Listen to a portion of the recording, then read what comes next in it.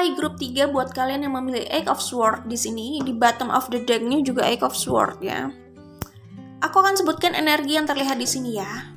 Di sini ada Pisces, ada Virgo, ada Capricorn, ada Aquarius, Scorpio, Taurus, Leo, tadi juga ada Aries ya. Oke, grup 3 yang memilih Eight of Swords. Aku melihatnya sih kalian tidak berbeda terlalu jauh dengan grup 2 ya tahapnya. Soal kebangkitan spiritual ya, perkembangan kebangkitan spiritual. Kira-kira kalian berada di tahap mana ya? Kalau aku lihat di sini sih kalian itu tahap 1 dan tahap 2 sih ya. Apakah kalian merasa putus asa? Merasa tersesat gitu ya. Maksudnya tersesat itu ada perasaan tersesat ya, ada rasa tidak bahagia gitu. Dan ada lumayan rasa putus asanya juga sih. Kalian merasa seperti itu tidak? Kalau iya, ada rasa kebingungan di sini ya, rasa nggak puas ya, yang masih terasa pekat gitu loh. Mungkin saja ini grup kalian dan kalian berada di tahap 1 dan tahap 2. Ada persamaan dengan grup 2 tapi ada perbedaan juga ya. Grup 2 itu dimulai dari tahap 2. Mereka sudah menggeser perspektif mereka. Kalau kalian grup 3 ya, kalau ini resonate dan ini grup kalian itu sedang bergulat di grup 1, sedang bergulat di tahap 1 menuju ke tahap 2. Jadi yaitu masa transisi tahap 1 dan tahap 2 lah ya. Di sini sih sebagian masih terlihat ada pergulatan gitu loh untuk menuju ke tahap 2. Nah, kalau grup 2 kalau aku lihat sih sebenarnya sudah lebih jelas di tahap 2, mulai di tahap 2 sampai tahap 4. Lebih jelasnya karena sudah terlihat mereka menggeser perspektif mereka di situ. Itu yang aku lihat di sini. Oke, grup 3. Kalau aku lihat di sini, kalian itu sedang bergulat dengan ego kalian, obsesi kalian, desire kalian gitu ya. Kalian punya obsesi yang cukup besar di sini ya. Kalian terlihat ya obsesi atau ambisi yang besar lah ya. Kalian ambisius gitu ya yang terlihat di sini ya. Itu yang membuat kalian itu nggak rileks ya, penuh dengan kekhawatiran ya, banyak kegundahan ya, banyak ketakutan, kegelisahan gitu. Takut apa yang kalian harapkan itu tidak berjalan sesuai dengan pikiran kalian atau keinginan kalian. Jadi di sini kalian sedang bergulat dengan itu sih sebenarnya, dengan pikiran kalian, dengan diri kalian ya. Bergulatnya di pikiran gitu loh. Bagaimana kalian mengendalikan desire ini, obsesi ini, ya kan? Mengendalikan sisi ambisius itu gitu. Mengendalikan ego itu gitu ya. Seperti itu. Jadi ini tipikal orang yang lagi ambisiusnya ya. Kemudian berekspektasi segala hal di luar sana, segala hal yang dia harapkan itu berjalan sesuai dengan keinginannya gitu. Dan kayak gak melihat plan B gitu ya, atau agak masih sulit menerima kalau sesuatu itu tidak berjalan sesuai dengan harapannya. Ya semua orang pasti ada kecewanya lah kalau ada yang tidak berjalan sesuai dengan harapan, itu kan udah biasa ya. Cuman di sini masih sulit menerima gitu loh. Lebih sulit lagi lah intinya. Karena aku melihatnya di sini dealing dengan ego. Ya, sedang menghadapi itu, ego, desire. Di situ ada energi Capricorn, Sun, Moon, Rising, Venus ya. Jadi kelihatan banget ya. Kayak gini. Contoh seseorang itu dia misalkan punya usaha yang cukup baik. Cuman dia dalam percintaan belum memuaskan gitu. Dia mungkin membandingkan dirinya dengan orang lain. Tapi yang dia bandingkan hanya soal itu. Dia tidak membandingkan aspek yang lainnya gitu loh.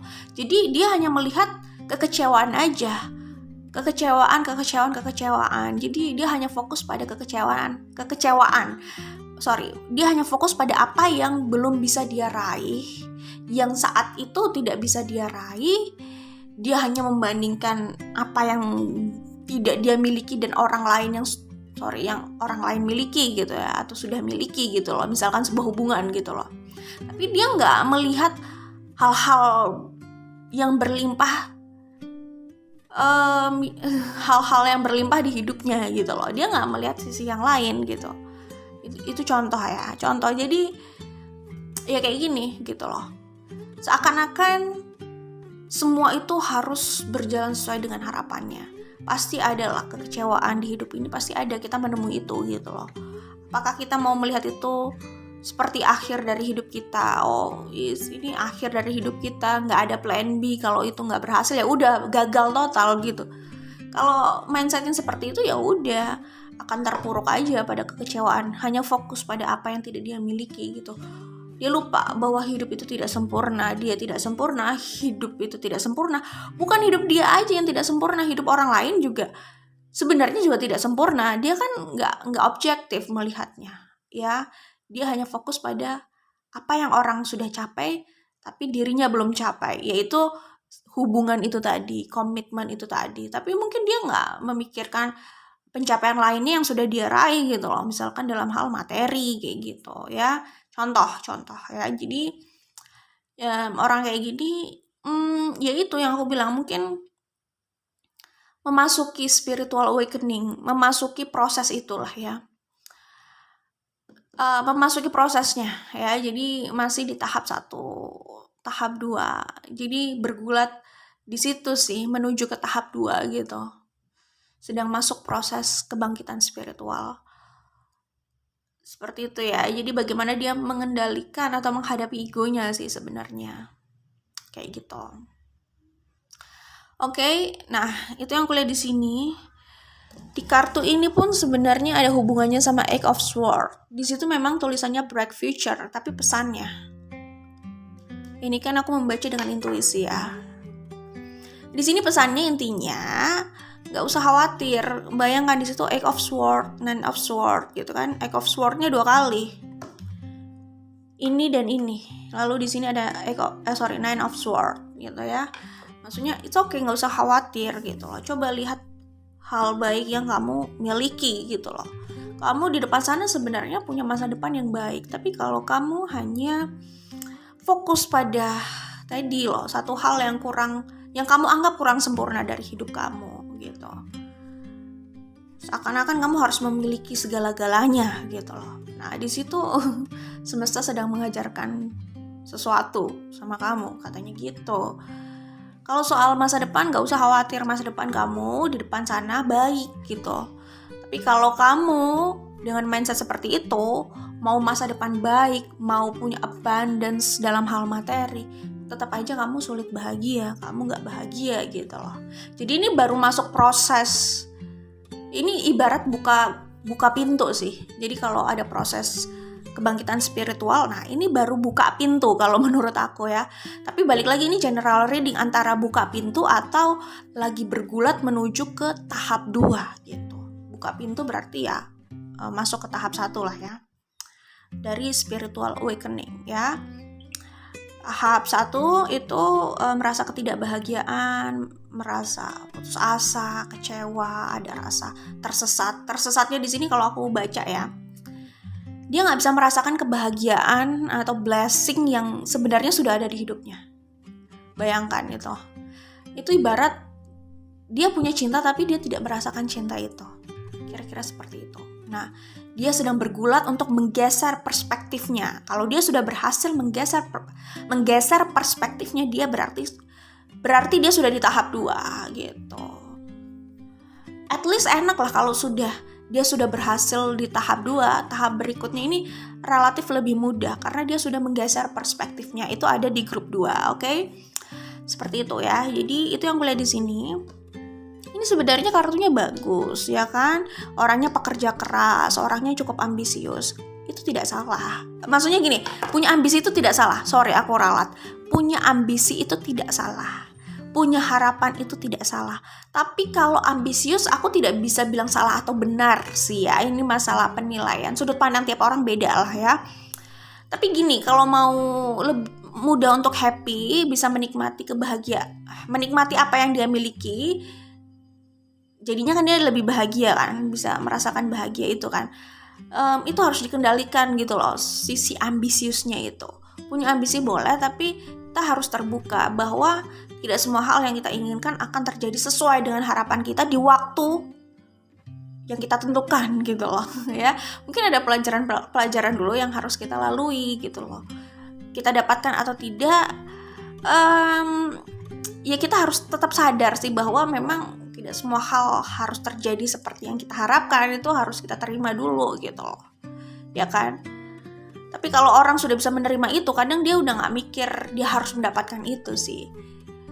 Dia ya udah bisa berdamai dengan keadaan gitu loh, kalau semua hal tidak harus terjadi seperti jadwalnya gitu loh, ya kan. Tapi justru di saat dia sudah berada di situ, dia malah memanifestasikan apa yang pernah dulu menjadi targetnya gitu ya, itu gitu ya. Jadi ini bukan soal mau menyalahkan ambisiusnya, terserah lah itu mau dianggap positif atau negatif, terserah. Tapi kalau mau lebih merasa bahagia, kalau mau gampang merasa bahagia ya, lebih bisa menikmati apa yang dimiliki, ya salah satunya itu memang harus dikendalikan gitu loh. Takutnya orang yang terlalu ambisius, sebenarnya ada sisi positif sih ya. Kalau orang itu cenderung mengejar apa yang menjadi tujuannya, asal positif ya tujuannya, bukan hal-hal yang negatif gitu ya. Maksudnya bukan melanggar hukum gitu, bukan kan gitu ya. Ada sisi positifnya kalau orang itu pantang menyerah gitu loh ya, tidak kenal lelah, terus berusaha, itu ada sisi positifnya. Ya kalau itunya sih benar, cuman ambisius dalam arti seakan-akan dia tidak menerima dan langsung jatuh gitu loh kalau ada hal yang tidak berjalan sesuai jadwalnya gitu loh. Itu kan udah terlalu nggak sehat gitu loh. Ambisiusnya itu tidak sehat. Dia bahkan sudah tidak bisa mengendalikan itu, mengendalikan pikirannya, egonya, seakan-akan semua harus sesuai dengan jadwalnya. Mau nikah umur 24 berarti ya harus 24 dia menemukan cinta sejatinya dan punya hubungan yang membahagiakan, gak ada friksinya sedikit pun. Itu kan ya gimana ya, kalau orang mindsetnya masih kayak begitu, ya dia kayaknya masih jauh sama happiness itu, sama kebahagiaan itu. Karena kayaknya masih banyak pelajaran yang harus dia lalui untuk bisa merasakan happiness itu gitu. Kalau dia sudah ya tadi perspektifnya berubah tidak seperti itu, nah mungkin dia sudah dekat sama happiness itu gitu. Oke, balik lagi ke sini. Jadi punya ambisi itu oke, tapi kalau terlalu ambisius seakan-akan harus seperti itu, menghalalkan segala cara, kalau nggak seperti itu ya dia akan jatuh down gitu, merasa nggak adil gitu kan. Ya rasa kecewa, sedih itu wajar, cuman apakah mau terus-terusan di situ gitu kan. Kecewa, sedih itu wajar, tapi kalau mindsetnya seakan-akan semua harus sesuai jadwalnya, berjalan seperti yang diharapkan, kan gak kayak gitu juga gitu loh. Kadang orang kalau merasa dia powerful banget ya, tunggu, bentar. Ini jangan sampai salah paham sih, tergantung powerfulnya. Kalau powerful, maksudnya powerful dia tidak congkak, itu bagus. Tapi kalau powerful dia congkak ya, powerful dia congkak itu maksudnya gue bisa dapet ini, gue bisa dapet itu gitu loh. Gue udah sukses di karir, gue harus dapetin cinta sejati gue. Terus dia belum mendapatkan cinta sejati itu, dia masih mengalami konflik dalam percintaan lah ya. Terus dia melihat orang lain, terus dia merasa hidup itu nggak adil gitu loh. Terus dia kecewa berat gitu. Kenapa gitu. Ya mungkin sorry banget mungkin dia termasuk yang dia merasa powerful tapi congkak. Congkaknya seakan-akan dia bisa mendapatkan A, berarti dia punya kuasa untuk mendapatkan yang lainnya. Oh, gue udah bisa melalui ini, yang lainnya pasti bisa gue dapatkan. Nah, itu congkak kayak gitu ya. Kayak semua hal yang gue inginkan harus terjadi gitu loh. Ya terserah kalau punya ekspektasi seperti itu, tetapi harus siap kecewa juga, ya kan? Karena di balik ekspektasi itu kan ada kekecewaan, ada sakit hati. Di sini ada Three of Swords gitu, ya. Terserah, itu pilihan. Pada akhirnya kita juga belajar ya. Maksudnya semua orang belajar, dia belajar, gue belajar, yang lainnya belajar. Ya itu tadi sih, kadang udah gak perlu bilang itu benar atau salah sih. Dia akan menyadari sendiri apakah itu benar atau salah, itu baik atau tidak untuk dia gitu kan. Oke, ya itu yang kuliah di sini ya. Di fase itu ya, Three of Wands. Di fase gini, ini sih apa ya, semangatnya aku apresiasi. Dia punya semangat. Dia gagal, dia mau cari jalan untuk fokus sama apa yang menjadi tujuannya dan terus mengejar apa yang menjadi tujuannya. Mas, aku apresiasi, semangatnya tuh bagus gitu. Cuman kalau bertanya sesuai dengan topiknya ya, apakah sudah mengalami spiritual awakening? Aku melihatnya sih ini masih tahap awal ya, tahap awal, tahap 1 seperti itu.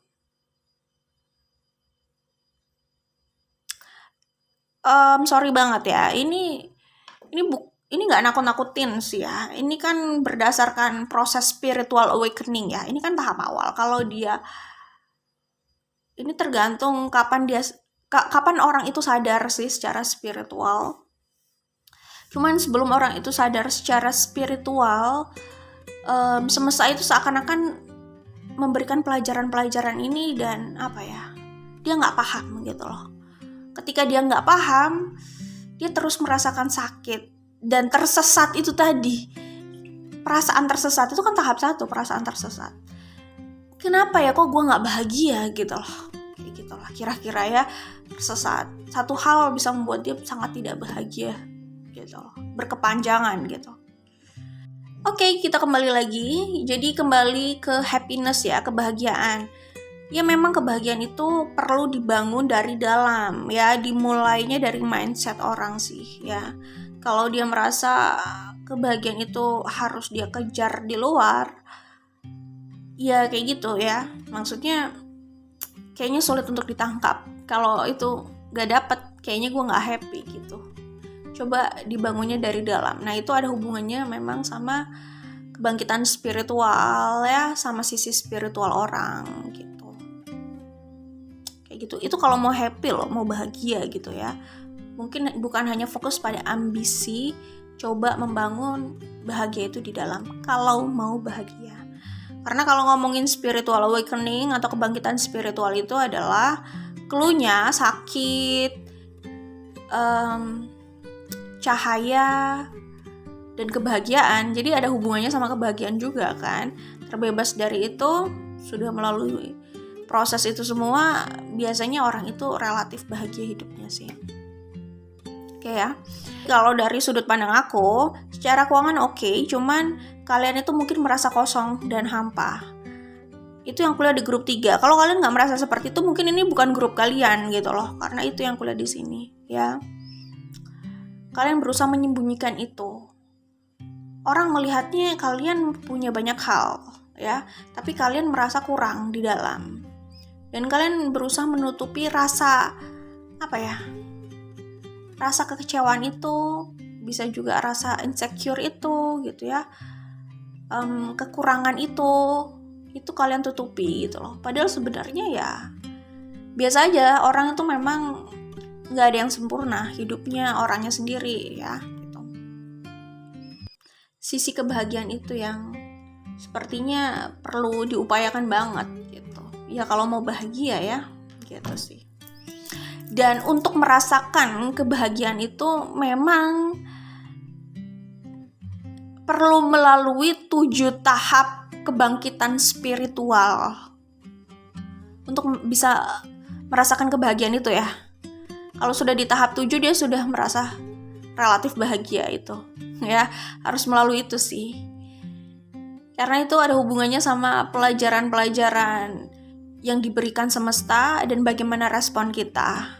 Ada hubungannya. Kalau respon kita sudah kita berada di fase ini. Kayak gitu loh.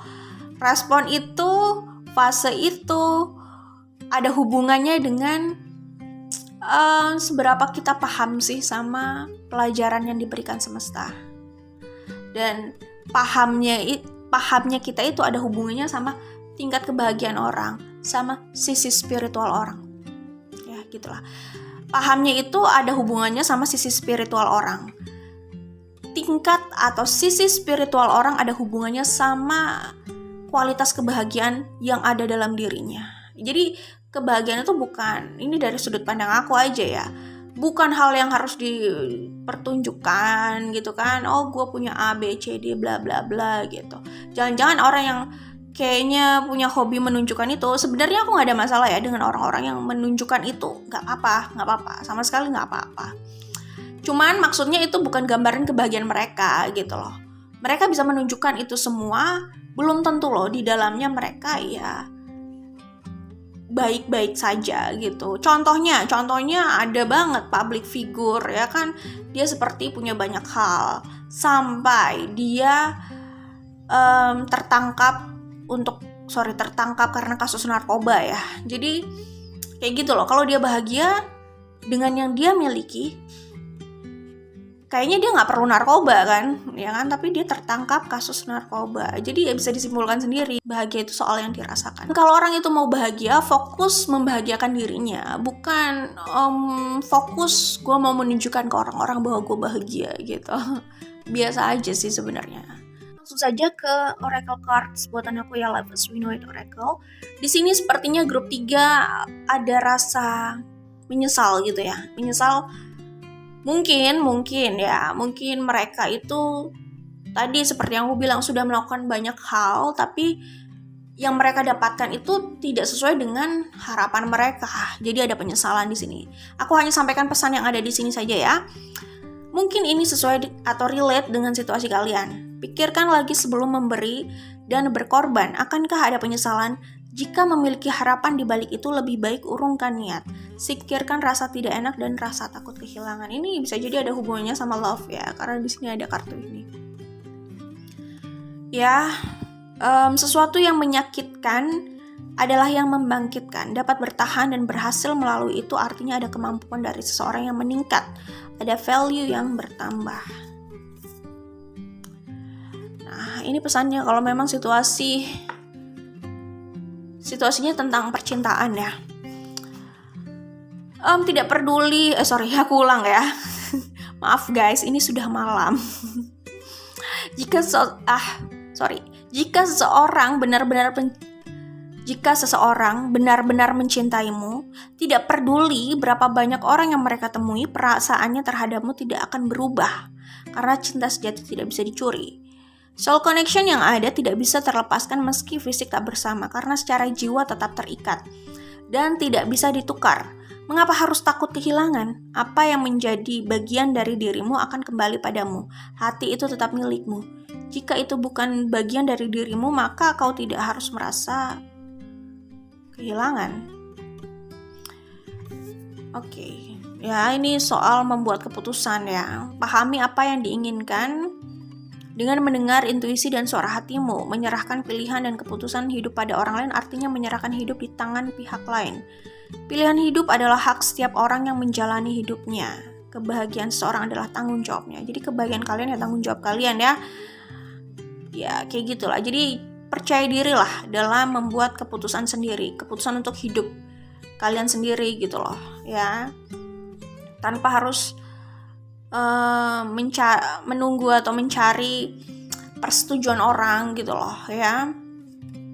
Kayaknya segala hal harus minta persetujuan orang. Kalau itu ranahnya pribadi hidup kalian, yang namanya orang dewasa itu harus percaya diri bisa membuat keputusan untuk hidupnya sendiri ya. Nah, mungkin kalian udah sempat kecewa ya. Kecewa ini masalah ya kepercayaan ya. Ada trust issue di sini. Berhati-hati dalam memberikan kepercayaan pada seseorang, bersungguh-sungguh dalam menjaga kepercayaan seseorang. Semakin banyak rahasia penting dalam hidup seseorang yang dibagi, maka semakin lemah posisinya. Pastikan apa yang bisa dibagi dan cukup disimpan rapih. Kalau ini soal percintaan ya, ini pesan mungkin buat orang-orang yang bucin, budak cinta juga ya. Kalau ini soal percintaan ya, situasi kalian grup 3, ya mungkin kalian itu dihadapkan pada perbedaan. Ini nggak harus perbedaan agama ya, bisa juga perbedaan keyakinan ya. Maksudnya keyakinan itu ya kalian beda sudut pandang dan sulit disatukan aja gitu loh ya. Atau ada perbedaan yang berkaitan dengan sosial gitu, bisa jadi soal restu dari keluarga, mungkin bisa jadi kayak gitu ya. Oke, ya mungkin itu ya situasi sebagian dari kalian. Kemudian grup 3 ya, ini pesan juga yang keluar dari grup 2. Grup 2 juga ada kartu ini. Keluar kartu itu ya. Jadi coba untuk nyaman sama diri kalian. Kalau kalian sudah nyaman, oke, fine, gak ada masalah. Ini hanya pesan yang ada di sini dan aku hanya membacakan gitu ya. Saat seseorang merasa nyaman dengan dirinya, memahami kelebihan yang dimiliki dan mencintai dirinya tanpa bergantung mencari cinta dari yang lain, orang tersebut memiliki good energy untuk menarik orang-orang di sekitarnya. Jadi kalau yang kalian cari cinta, coba cintai diri kalian. Kali aja dengan kalian mencintai diri kalian, kalian nyaman sama diri kalian nyaman sama hidup kalian justru menarik orang-orang itu ke hidup kalian tanpa kalian harus bersusah-susah mengejar gitu ya. Oke, itu yang bisa aku sampaikan untuk grup 3. Good luck buat kalian. Kesimpulannya adalah, kalau aku lihat sih secara materi oke sebenarnya. Cuman masalahnya adalah merasa bahagia gitu loh. Sepertinya agak kurang di sini. Lumayan kurang ya. Dan tahapan dalam kebangkitan spiritual itu ini masih di tahap awal. Dan memang untuk bisa merasakan kebahagiaan itu perlu melalui 7 tahap itu ya. 7 tahap itu. Kalau sudah melalui 7 tahap itu, orang itu relatif udah cukup bahagia mungkin ya. Kalau sudah melalui 7 tahap itu, orang itu spiritual. Kalau orang spiritual, mereka cenderung lebih bisa merasa bahagia dari dalam ya. Tanpa terlalu bergantung sama external event. Oke, good luck. Kita ketemu lagi di video lainnya. Bye, grup 3.